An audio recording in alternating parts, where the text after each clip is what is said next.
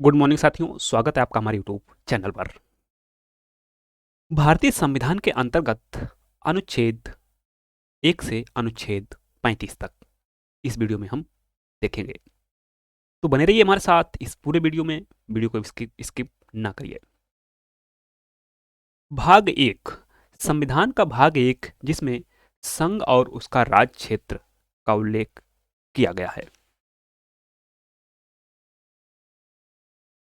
अनुच्छेद 1 में संघ का नाम और राज्य क्षेत्र बताया गया है। भारत का नाम, हमारे देश का नाम भारत अर्थात इंडिया राज्यों का संघ होगा। अनुच्छेद 1 के अनुसार हमारे देश का नाम भारत अर्थात इंडिया राज्यों का संघ होगा। दो नाम हैं, भारत और इंडिया। अनुच्छेद 2 में नए राज्यों का प्रवेश या स्थापना संसद विधि द्वारा ऐसे निबंधनों और शर्तों पर जिन्हें वह ठीक समझे संघ में नए राज्यों का प्रवेश या उनकी स्थापना कर सकेगी। किसके पास पावर है इसका?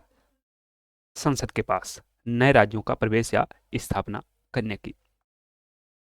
अनुच्छेद 3, नए राज्यों का निर्माण और वर्तमान राज्यों के क्षेत्रों, सीमाओं या नामों में परिवर्तन संसद विधि द्वारा अर्थात कानून द्वारा किसी राज्य में से, जो वर्तमान राज्य है, जो एग्जिस्ट कर रहा है, उसका राज्य क्षेत्र अलग करके या दो से अधिक राज्यों को या राज्यों के भागों को मिलाकर अथवा किसी राज्य क्षेत्र को किसी राज्य के भाग के साथ मिलाकर नए राज्य का निर्माण कर सकेगी। कौन कर सकेगा? संसद। या फिर किसी राज्य का क्षेत्र बढ़ा सकती है संसद, जिसे किसी राज्य का क्षेत्रफल छोटा है उसको बढ़ा सकती है, और जो बड़ा क्षेत्रफल है उसको घटा सकती है संसद। सीमाएं हैं, सीमा में परिवर्तन कर सकती है संसद। राज्य का जो नाम है उसमें भी परिवर्तन करने की शक्ति किसके पास है? संसद के पास है। अगला है अनुच्छेद 4। अनुच्छेद 4 पहली अनुसूची और चौथी अनुसूची के संशोधन तथा अनुपूरक, अनुषंगिक और परिणाम एक विषयों का उत्पन्न करने के लिए अनुच्छेद 2 और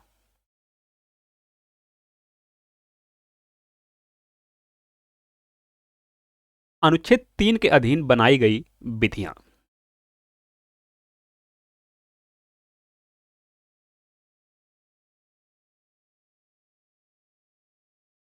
अगला भाग है भाग 2।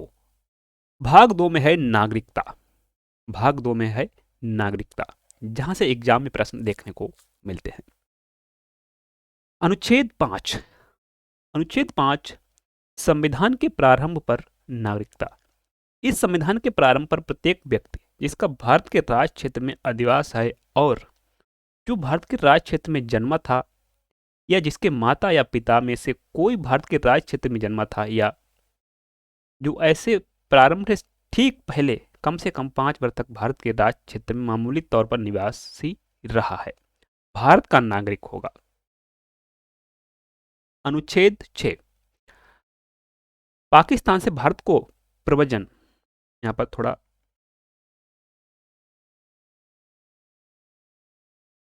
टाइपिंग मिस्टेक है, करने वाले कुछ व्यक्तियों को नागरिकता के अधिकार। अनुच्छेद 7। अनुच्छेद 7 में पाकिस्तान को प्रव्रजन करने वाले कुछ व्यक्तियों के नागरिकता के अधिकार।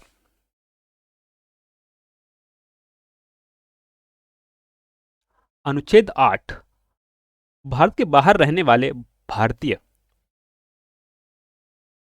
उद्भव के कुछ व्यक्तियों के नागरिकता के अधिकार।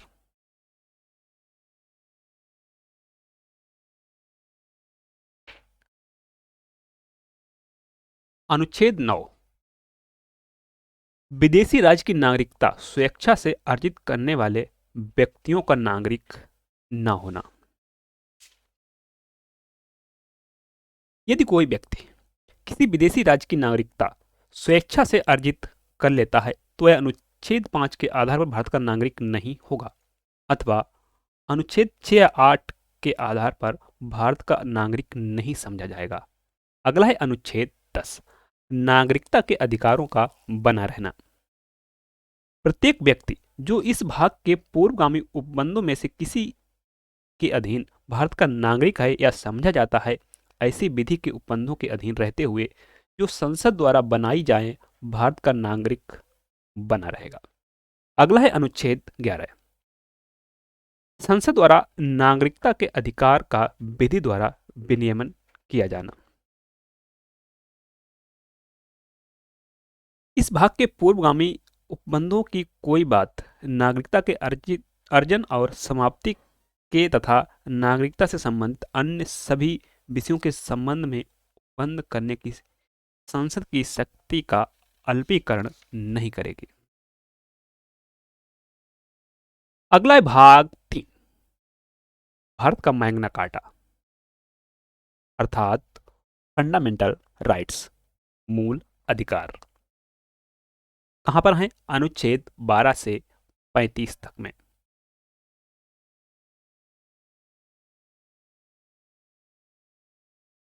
अनुच्छेद 12 है। अनुच्छेद 12 में राज्य शब्द की परिभाषा दी गई है, इसके अंतर्गत भारत सरकार और संसद राज्यों में प्रत्येक राज्य की सरकार, विधानमंडल तथा भारत के राज्य क्षेत्र के भीतर या भारत के नियंत्रण के अधीन सभी स्थानीय और अन्य प्राधिकारी आते हैं राज्य के अंतर्गत। अनुच्छेद 13 है। अनुच्छेद 13 है, मूल अधिकारों से असंगत या उनका अल्पीकरण करने वाली विधियां अर्थात कानून। इस संविधान के प्रारंभ से ठीक पहले भारत के राज्य क्षेत्र में लागू सभी कानून उस मात्रा तक शून्य होंगे जिस मात्रा तक वे इस भाग के उपबंधों से असंगत हैं, अर्थात जो हमारे फंडामेंटल राइट का जहां पर वायोलेशन होगा वहां तक वह शून्य होंगे। राज्य ऐसी कोई विधि नहीं बनाएगा जो इस भाग द्वारा दिए गए अधिकारों को छीनती है या कम करती है, और इस खंड के उल्लंघन में बनाई गई प्रत्येक विधि उल्लंघन की मात्रा तक शून्य होगी। अब विधि के अंतर्गत भारत के राज्य क्षेत्र में विधि का बल रखने वाला कोई अध्यादेश हो सकता है, आदेश हो सकता है, उपविधि हो सकती है, नियम हो सकता है, विनियम हो सकता है, अधिसूचना, रूढ़ि या प्रथा शामिल है। लागू विधि क्या है? इसके अंतर्गत भारत के राज्य क्षेत्र में किसी विधानमंडल या अन्य सक्षम प्राधिकारी द्वारा इस संविधान के प्रारंभ से पहले पारित या बनाई गई विधि जो पहले ही निश्चित नहीं कर दी गई है, चाहे ऐसी कोई विधि या उसका कोई भाग इस समय पूर्णतया या विशिष्ट क्षेत्रों में परिवर्तन में नहीं है। इस अनुच्छेद की कोई भी बात अनुच्छेद 368 के अधीन किए गए इस संविधान के किसी संशोधन को लागू नहीं होगी। अगला है समता का अधिकार, राइट टू इक्वालिटी। समता का अधिकार अनुच्छेद 14 से 18 तक में वर्णित है। अनुच्छेद 14, अनुच्छेद 14 में क्या है? विधि के समक्ष समता, यहां पर थोड़ा शॉर्ट प्रिंटिंग है। विधि के समक्ष समता तथा विधियों का समान संरक्षण। अब यहां पर दो वाक्यांश हैं, आपको बताते चलें। विधि के समक्ष समता तथा विधियों का समान संरक्षण। एक वाक्यांश ब्रिटेन के संविधान से, एक वाक्य यूएसए के संविधान से लिया गया है। विधि के समक्ष समता कहां से? ब्रिटेन से। वहीं विधियों का समान संरक्षण वाक्य यूएसए के संविधान से लिया गया है।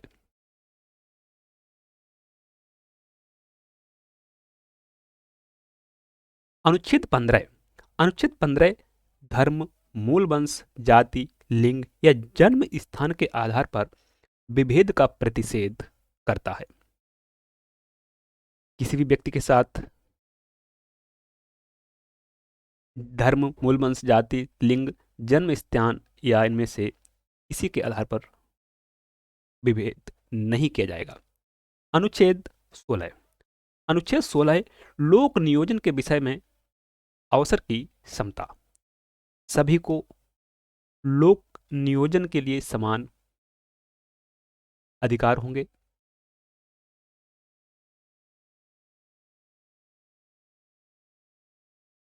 अनुच्छेद 17 अस्पृश्यता का अंत।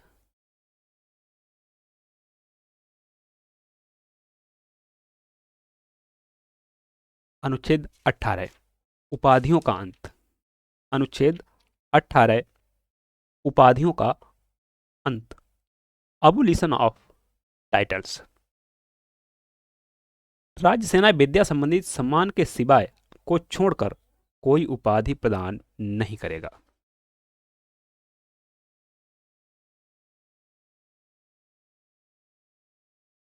अगला है स्वतंत्रता का अधिकार, राइट टू फ्रीडम।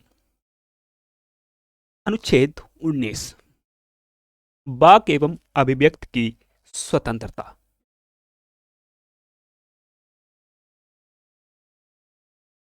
इसमें 6 तरह की स्वतंत्रताएं दी गई हैं। वाक और अभिव्यक्ति की स्वतंत्रता, शांतिपूर्वक और निरायुध सम्मेलन करने का अधिकार, संगम या संघ बनाने का अधिकार, भारत के राज्य क्षेत्र में सर्वत्र आबाद घूमने का अधिकार, भारत के राज्य क्षेत्र के किसी भाग में निवास करने बस जाने का अधिकार, कोई व्यापार आजीविका आदि करने का अधिकार। आपको बताते चलें प्रेस की स्वतंत्रता जो अनुच्छेद 19 के अंतर्गत आती है। अगला है अनुच्छेद 20 अपराधों के लिए दोष सिद्ध के संबंध में संरक्षण। कोई व्यक्ति, इसमें 2 चीजें हैं, कोई व्यक्ति किसी अपराध के लिए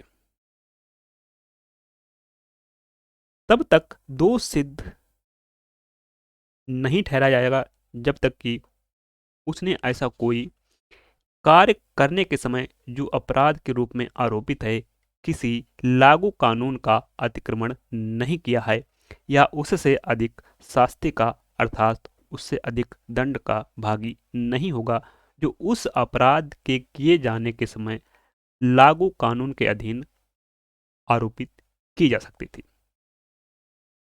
अगला है किसी व्यक्ति को एक ही अपराध के लिए 2 बार दंडित नहीं किया जाएगा।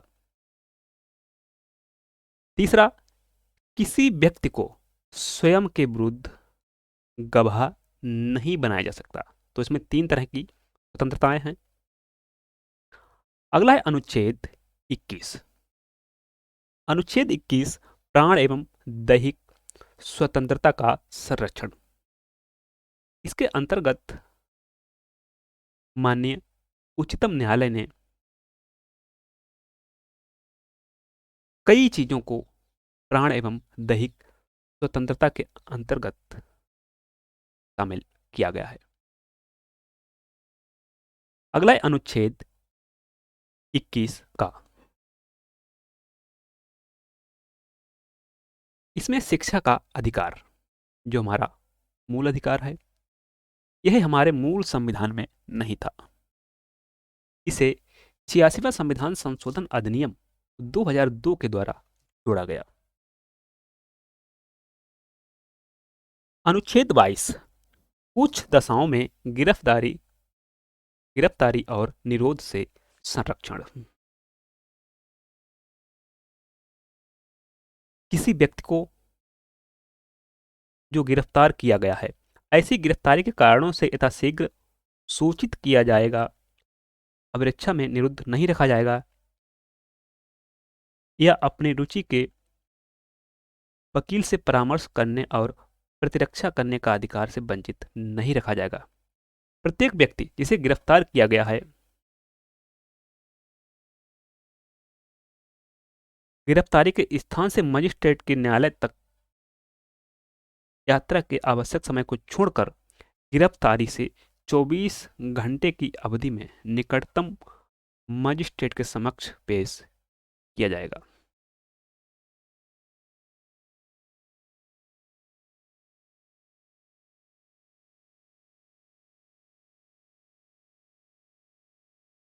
यह जो अधिकार है किसे नहीं मिलेगा? जिसे निवारक निरोध के तहत गिरफ्तार किया गया है। अगला है शोषण के विरुद्ध अधिकार, राइट अगेंस्ट एक्सप्लॉयटेशन, अनुच्छेद 23।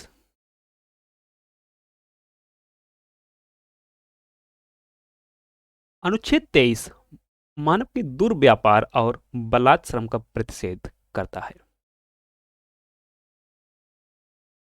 मनुष्य का दुर्व्यापार और बेगार तथा इसी प्रकार का अन्य बलपूर्वक श्रम प्रतिषिद्ध किया गया है और इस उपबंध का कोई भी उल्लंघन अपराध होगा जो कानून के अनुसार दंडनीय होगा।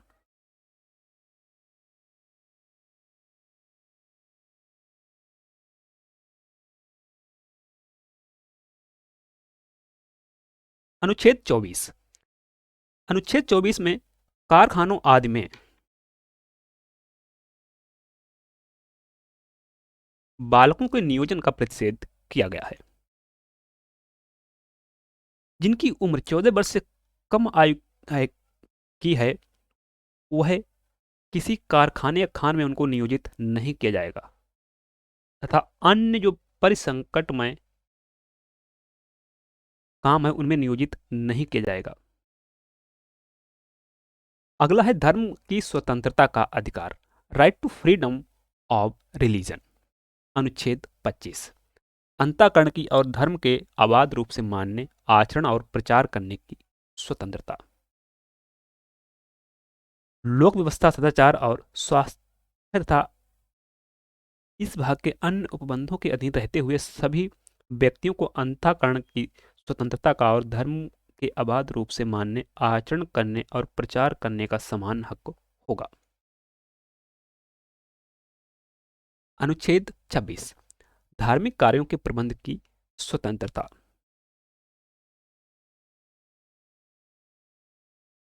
अनुच्छेद 27 किसी विशिष्ट धर्म की अभिवृद्धि के लिए करों के संदाय के बारे में स्वतंत्रता।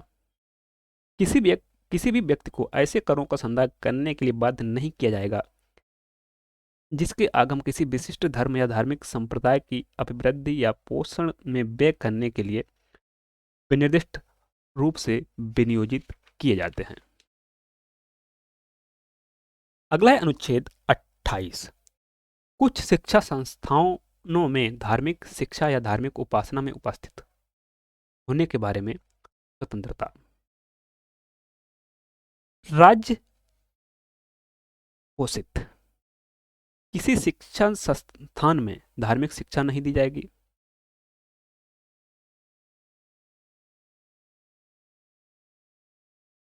अगला है संस्कृति और शिक्षा संबंधी अधिकार, कल्चरल एंड एजुकेशनल राइट्स, अनुच्छेद 29। अल्पसंख्यक वर्गों के हितों का संरक्षण। अनुच्छेद 30 शिक्षा संस्थाओं की स्थापना और प्रशासन करने का अल्पसंख्यक वर्गों का अधिकार।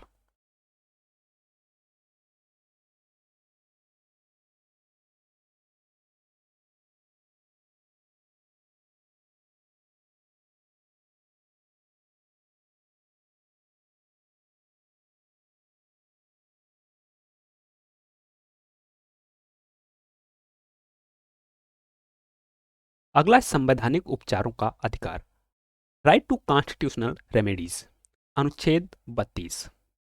बहुत ही महत्वपूर्ण, इस भाग द्वारा प्रदत्त अधिकारों को परिवर्तित कराने के लिए इसमें उपचार दिए गए हैं। इसमें 5 तरह की रिट जारी करने की शक्ति माननीय उच्चतम न्यायालय को और जो राज्यों के न्यायालय हैं उनको दी गई है। ये रिट हैं बंदी प्रत्यक्षीकरण, परमादेश, प्रतिषेध, अधिकार परीक्षा और उत्प्रेषण, जो आर्टिकल 32 स्वयं में एक फंडामेंटल राइट है के तहत जारी की जा सकती हैं। और अनुच्छेद 226 माननीय जो राज्यों के हाई कोर्ट्स हैं उनके द्वारा यह रिट जारी की जा सकती हैं। अनुच्छेद 33 इस भाग द्वारा प्रदाता अधिकारों और बलों आदि को लागू होने में रूपांतरण करने की संसद की शक्ति। अनुच्छेद 34 जब किसी क्षेत्र में सेना विधि लागू है,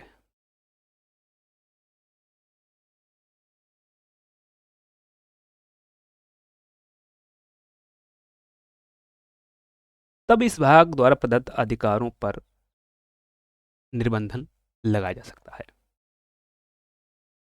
इस भाग के पूर्वांग उपबंधों में किसी बात के होते हुए भी संसद विधि द्वारा संघ या किसी राज्य की सेवा में किसी व्यक्ति की या किसी अन्य व्यक्ति की किसी ऐसे कार्य के संबंध में क्षतिपूर्ति कर सकेगी जो उसने भारत के राज्य क्षेत्र में भीतरी किसी ऐसे क्षेत्र में जहां सेना विधि प्रबद्ध थी व्यवस्था में बनाए रखने या पुनः स्थापन के संबंध में किया है, या ऐसे क्षेत्र में सेना विधि के अधीन पारित दंडादेश दिए गए दंड, अदिष्ट, समर्पण या किए गए अन्य कार्य को विधिमान्य कर सकेगी।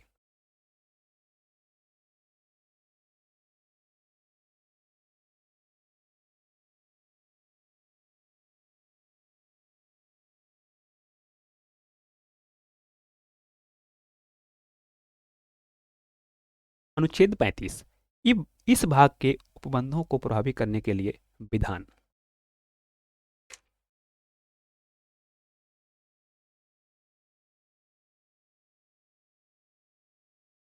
थैंक यू, मिलते हैं नेक्स्ट वीडियो में, तब तक के लिए बाय बाय, टेक केयर।